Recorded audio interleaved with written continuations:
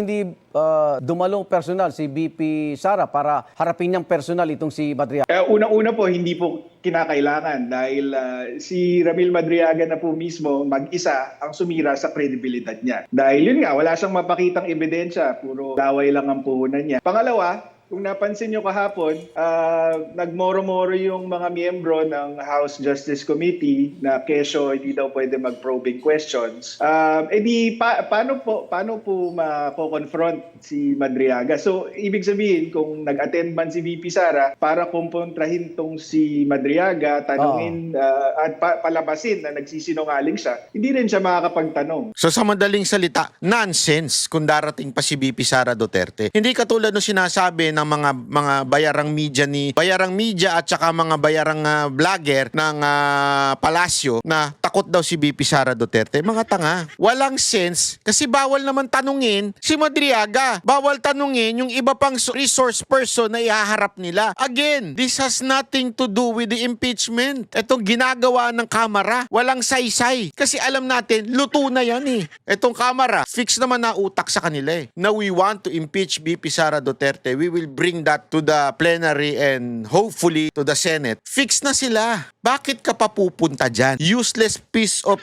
tae.